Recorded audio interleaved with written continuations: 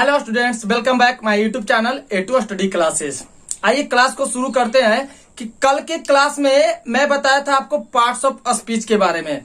Parts of speech क्या होता है वो सारे को मैं बता चुका हूं, तो थोड़ा सा एक बार रिवाइज कर लें कि पार्ट्स ऑफ स्पीच में क्या क्या होता है। हम आपको कल बताए थे कि पार्ट्स ऑफ स्पीच को divided kinds of parts of speech, kinds of parts of speech. कल मैं यहां तक आपको बताया था, यह भी बताया था कि 8 काइंड्स ऑफ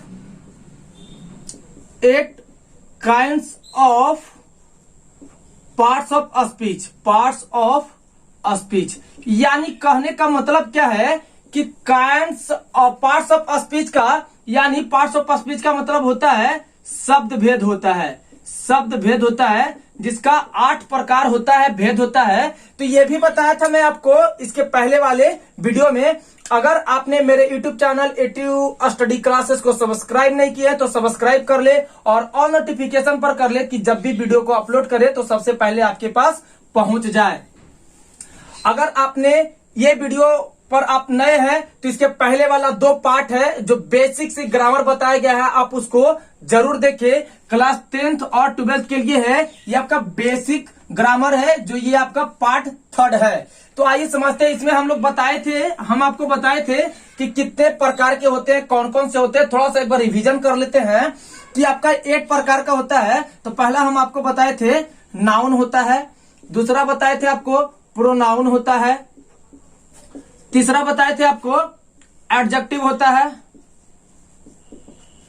चौथा बताए थे वर्ब होता है, पांचवा बताए थे आपको एडवर्ब होता है, एडवर्ब, और छठा बताए थे आपको प्रीपोजिशन, प्रीपोजिशन बताए थे आपको, और सातवां आपको बताए थे कंजक्शन बताए थे, कंजक्शन, और आठवां आपको बताए थे इंटरजेक्शन बताए थे, इंटरजेक्शन बताए थे आपको। ये थोड़ा सा रिवाइज आपको करवा दिए हैं। तो kinds of parts of speech आपके कितने होते हैं? 8 होते हैं, जो ये हैं। पहला noun, pronoun, adjective, verb, adverb, preposition, conjunction, interjection. कल के वीडियो में मैं आपको ये बताया था, पिछले वाले वीडियो में। तो आज सारे का डिफिनेशन पार्ट बाय पार्ट कर बताएंगे। तो इससे पहले अगर आप चैनल पर नए हैं A2 स्टडी क्लासेस पर, तो चैनल को सब्सक्राइब करें और सपोर्ट करें, ज्यादा से ज्यादा लाइक करें, शेयर करें और अपने दोस्तों के पास ज्यादा से ज्यादा वीडियो को शेयर करें, ताकि वो भी आपके फ्रेंड्स हो, अगर उनको इंग्लिश से नाता नहीं है तो वो भी इंग्लिश एकदम जीरो से पूरा अच्छा से सीख सकते हैं, कि कहीं पे भी आप इंग्लिश को समझ सकते हैं, कहीं पे भी बोल सकते हैं। तो आइए, पहला क्या है? पहला है आपका नाउन। तो नाउन का थोड़ा सा डिफिनेशन जान लेते हैं। नाउन का डिफिनेशन क्या होता है? तो नाउन का डिफिनेशन क्या होता है थोड़ा सा जान लेते हैं। तो सारे का डिफिनेशन आज बताया जाएगा। ये आपका क्लास जो है पार्ट 3rd है। तो आइए समझ लेते हैं। पहला आपका क्या है? पहला है आपका नाउन। नाउन मतलब होता क्या है? कल के वीडियो में मैं बताया था, सारा का हिंदी भी बताया था। तो नाउन का मतलब होता है, पहले संज्ञा होता है। नाउन का मतलब क्या होता है? संज्ञा होता है। तो नाउन कहते किसे हैं? What is noun? क्या होता है नाउन? हम लोग नहीं जानते हैं। तो नहीं जानते तो एकदम बेसिक से आपको बताया जाएगा, समझाया जाएगा, ताकि स्टेप बाय स्टेप आपको अच्छा से समझ में आ जाए। तो नाउन जो होता है पहला आपका नेमिंग वर्ड होता है। नाउन जो होता है आपका क्या होता है? पहला नेमिंग वर्ड होता है। नेमिंग वर्ड कहने का मतलब किसी भी व्यक्ति, वस्तु, स्थान, जगह, कंडीशन कैसा भी हो, वो आपका नेमिंग वर्ड होता है। That is called noun. वही आपका नाउन होता है। तो क्या ये जो आपका है, ये जो आपका डिफिनेशन है, क्या आपका क्लास 10th और क्लास 12th के लिए सेटिस्फैक्शन है? सेटिस्फाई कर रहा है कि नाउन जो होता है आपका नेमिंग वर्ड होता है। तो नेमिंग वर्ड क्या होता है कि ये बच्चे लोग पढ़ते हैं। ये जो नेमिंग वर्ड है, नाउन का मतलब नेमिंग वर्ड होता है, ये सही है। बट क्लास 10th और क्लास 12th के लिए ये पढ़ना थोड़ा सा स्टैंडर्ड टाइप का होता है। स्टैंडर्ड टाइप का होता है इन्विजिलेटर को भी लगना चाहिए कि नहीं इसको अच्छा से आता है, इसको अच्छा से आता है, ताकि वो अच्छा से डिफाइन कर सके नाउन का। तो नाउन का डिफिनेशन हम लोग बताते हैं। तो पहला तो आपका हो गया नेमिंग वर्ड। ये बच्चे के लिए है जो 5 क्लास से नीचे पढ़ते हैं। अगर 5 क्लास से ऊपर है तो उनके लिए थोड़ा सा एक स्टैंडर्ड हो जाता है। तो हम लोग लिखेंगे नाउन का डिफिनेशन क्या, a noun is the name of person, place, thing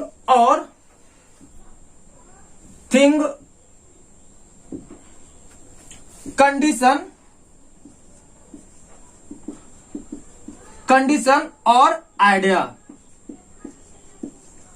that is called noun. इसी को हम लोग क्या कहते हैं, नाउन कहते हैं। एक बार रिपीट करते हैं, क्या है कि अ noun is the name of person, place, thing, condition और आइडिया। कहने का मतलब क्या है कि नाउन होता क्या है, कैसे हम लोग डिफाइन करेंगे। तो पहला तो आपका हो गया, नाउन जो है आपका क्या है, नेमिंग वर्ड है। नेमिंग वर्ड में आपका कुछ भी आ सकता है, कुछ भी आ सकता है।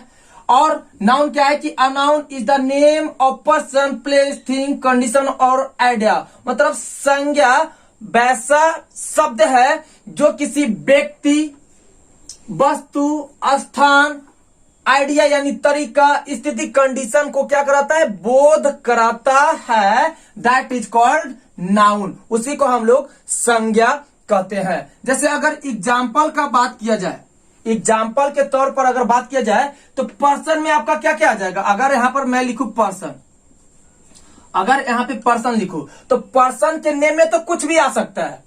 पर्सन के नेम में आपका कुछ भी आ सकता है। जैसे मैं बोल दूं क्या हो जाएगा, जैसे मैं बोल दूं महात्मा गांधी,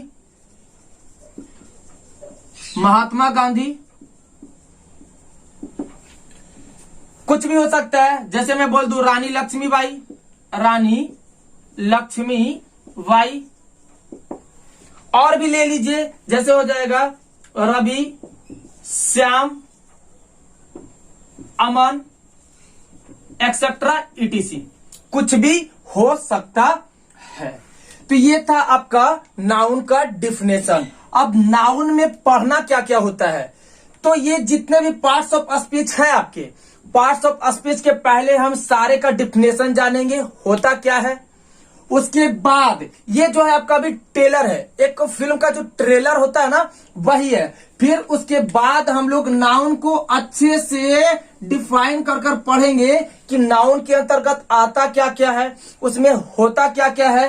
तो आशा करते हैं स्टूडेंट्स आपको नाउन बहुत अच्छा से समझ में आया होगा। आइए आगे बढ़ते हैं। दूसरा भाग जो है आपका प्रोनाउन है। तो आइए समझते हैं दूसरा प्रोनाउन क्या होता है। प्रोनाउन का हिंदी इसके पहले वाले वीडियो में मैं आपको बता चुका था। अच्छा फिर एक बार बता देते हैं आपको। प्रोनाउन का हिंदी सर्वनाम होता है। तो सर्वनाम का हम लोग डिफिनेशन कैसे करेंगे, डिफाइन कैसे करेंगे प्रोनाउन का। तो आइए समझते हैं उसका डिफिनेशन क्या होता है। A pronoun is a word which is used instead of a noun. इसका मतलब आपको समझ में आया। चलिए समझाते हैं कि प्रोनाउन एक ऐसा शब्द है जो संज्ञा के स्थान पर प्रयोग होता है, संज्ञा के बदले प्रयोग होता है। एक बार और अच्छा से समझिएगा कि a pronoun is a word which is used instead of a noun. Noun pronoun एक ऐसा शब्द है, सर्वनाम एक ऐसा शब्द है जो संज्ञा के स्थान पर प्रयोग होता है, संज्ञा के बदले प्रयोग होता है। जैसे अगर एग्जाम्पल के तौर पर लिया जाए, अगर एग्जाम्पल के तौर पर लिया जाए तो आप समझिएगा क्या होता है। एग्जाम्पल अगर शॉर्ट में आपको बताएं तो ही हो जाएगा, सी हो जाएगा, बी हो जाएगा, यू हो जाएगा, etc एक्सेट्रा। बट ये नाउन की जगह पर कैसे प्रयोग होता है प्रोनाउन, नाउन के जगह पर प्रोनाउन का हम लोग यूज कैसे करते हैं, यही मेन फैक्ट है। इसी को तो समझना है, इसी को समझना है। तो हम लोग समझेंगे कैसे। सपोज एक मान लीजिए कि अगर मैंने लिखा Ram is a boy. Ram is a boy. Ram एक लड़का है। राम एक लड़का है। इस पॉइंट को आप बहुत अच्छा से समझिएगा। इस पॉइंट को अच्छा से समझिएगा कि ये जो नाउन है, ये नाउन प्रोनाउन को कैसे यूज करता है, कैसे यूज होता है, समझिएगा। तो आपको ये समझ में आ रहा है। इसके पहले वाले वीडियो में मैं ये भी बताया था कि लेटर क्या होता है, वर्ड क्या होता है, सेंटेंस क्या होता है। अगर आपने अभी तक वीडियो को नहीं देखा है तो डिस्क्रिप्शन में लिंक दिया हुआ है, पार्ट 1 और पार्ट 2 जरूर देखिए, ताकि आप कंटिन्यूअस वीडियो को देखें तो आपको अच्छे से हर एक पॉइंट, हर एक स्टेप बाय स्टेप आपको समझ में आए। तो आइए आगे बढ़ते हैं। ये आपका राम है। राम जो है आपका पहला, तो ये आपका नाउन है। पहला आपका क्या है? राम नाउन है। तो राम एक लड़का है। ये सारे आपस में क्या है? नाउन भी है। ये बॉय भी आपका नाउन है। बट ए आपका क्या है? ए आपका यहां पर आर्टिकल है। आर्टिकल है। और इज यहां पर आपका क्या है? हेल्पिंग वर्ब है। ये आपका सहायक क्रिया है। तो आइए यहां पे समझते हैं। ये तो आपका हो गया सेंटेंस। ये पूरा मिलाकर सेंटेंस हो गया। अगर एक एक वर्ड को ले तो वो लेटर हो गया। अगर सिर्फ राम को ले तो ये आपस में वर्ड हो गया। तो हमको समझना है कि नाउन जो होता है प्रोनाउन के जगह पर कैसे यूज होता है, वो समझना है। तो राम इज अ बॉय। तो राम आपका क्या है? नाउन है। तो इसके जगह पर कैसे यूज होगा? तो यहां पर समझिए, he is a boy. He is a boy. वह एक लड़का है। तो यही जगह जो है, ये जो जगह है ही, ये जो जगह है ये आपका प्रोनाउन है। ये आपका क्या है? प्रोनाउन है। बट ये देखिए, राम का जगह ये ले लिया। राम का जगह क्या कर लिया है? ले लिया है। इसीलिए कहा जाता है डिफिनेशन में कि सर्वनाम एक ऐसा शब्द है जो संज्ञा के बदले या संज्ञा के स्थान पर उसका प्रोनाउन का यूज किया जाता है, प्रयोग किया जाता है। तो Ram is a boy, same निकल रहा है। राम एक लड़का है। ही इज अ बॉय, वह एक लड़का है। बट यहाँ पे राम आपका क्या हो गया? नाउन हो गया। बट यहाँ पर ही आपका क्या हो गया? प्रोनाउन हो गया है। ऐसे ये अपना जगह को क्या कर लेता है? बदल लेता है, चेंज कर लेता है। तो आशा करते हैं स्टूडेंट्स आपको नाउन और प्रोनाउन दोनों अच्छे से समझ में आया होगा। तो हम लोग आगे बढ़ते हैं। आगे क्या है आपका? तीसरा नंबर एडजेक्टिव है। तीसरा जो है आपका एडजेक्टिव है। एडजेक्टिव क्या होता है? एडजेक्टिव ऐसा होता है जो एडजेक्टिव विशेषण एक ऐसा शब्द होता है जो नाउन और प्रोनाउन के बदले में प्रयुक्त होता है। नाउन और प्रोनाउन के जगह पर उसका यूज किया जाता है। तो तीसरा डिफिनेशन हम लोग आगे बढ़ेंगे। तीसरा क्या होता है? आगे बढ़ते हैं। तीसरा नंबर है आपका एडजेक्टिव है। तीसरा जो है आपका एडजेक्टिव है। एडजेक्टिव। आइए आगे बढ़ते हैं। तीसरा जो है आपका एडजेक्टिव है। तीसरा जो है आपका एडजेक्टिव है। एडजेक्टिव क्या होता है? What is adjective? एडजेक्टिव का मतलब होता है विशेषण। इसके पिछले वाले वीडियो आप जरूर देखें। इसके पिछले वाले वीडियो आप जरूर देखें ताकि आपको बेसिक से समझ में आए। उसमें सारा कुछ बताया गया है। तो एडजेक्टिव का मतलब होता है विशेषण। विशेषण क्या होता है? आइए समझते हैं। विशेषण होता है an adjective is a word which is used to qualify a noun और pronoun।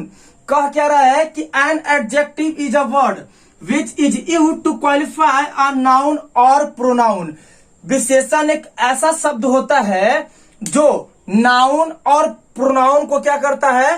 क्वालिफाई करता है, यानी उसका विशेषता बताता है। विशेषता को बताता है। इतना आपको समझ में आ रही है? An adjective is a word which is used to qualify a noun और प्रोनाउन। विशेषण एक शब्द है जो नाउन और प्रोनाउन के विशेषता को क्वालिफाई करता है, विशेषता को बताता है। वही आपका एडजेक्टिव कहलाता है, विशेषण कहलाता है। आइए एग्जाम्पल से समझते हैं। एग्जाम्पल आपका क्या हो जाएगा? ब्रेव हो जाएगा। ब्रेव। और क्या हो जाएगा? और क्या क्या बोल सकते हैं आप लोग बताइए? और हो सकता है आपका ऑनेस्टी हो सकता है, इमोर्टल हो सकता है, इमोर्टल। चलिए आगे बढ़ते हैं। आगे क्या है कि यहाँ पे कैसे नाउन और प्रोनाउन को क्वालिफाई करता है, विशेषता को बताता है। आइए इस वर्ड को हम लोग समझते हैं। तो पहला अगर एग्जाम्पल लिया जाए, एग्जाम्पल के तौर पर क्या ले सकते हैं, he is a brave boy, brave boy, he is a brave boy. या पहले यहां पे ऐसे समझिए, ऐसे लिख सकते हैं, Ram is a brave boy, Ram एक बहादुर लड़का है, राम एक आपका क्या है, बहादुर लड़का है। तो यहाँ पे समझिएगा ये आपका क्या है, राम जो है आपका यहाँ पे क्या है, राम आपका नाउन है, पहला राम जो है आपका नाउन है, बॉय भी आपका क्या है, नाउन है। लेकिन इसका विशेषता बता रहा है, क्या बता रहा है, राम कैसा लड़का है, राम कैसा लड़का है, तो ब्रेव है, कैसा लड़का है, ब्रेव है। यानी इसका ये क्वालिफाई कर रहा है, विशेषता को बता रहा है। तो ब्रेव आपका यहाँ पे क्या हो गया, एडजेक्टिव हो गया। तो ये नाउन का क्या कर रहा है, क्वालिफाई कर रहा है, यानी विशेषता को बता रहा है। Ram is a brave boy, Ram एक बहादुर लड़का है। तो बॉय आपका नाउन है, राम भी आपका यहाँ पे नाउन है, बट ये नाउन क्या कर रहा है, क्वालिफाई कर रहा है कि राम कैसा लड़का है, तो ब्रेव बॉय है, ब्रेव बॉय है, मजबूत लड़का है, बहादुर लड़का है। तो ब्रेव आपका यहां पे हो गया एडजेक्टिव। चलिए दूसरा एग्जांपल और लेते हैं। दूसरा एग्जांपल और क्या हो जाएगा, ये तो आपका नाउन का क्या कर रहा था, क्वालिफाई कर रहा था, बट प्रोनाउन का कैसे करता है, आइए समझते हैं। प्रोनाउन का जैसे हो जाएगा, he is a brave boy, brave boy.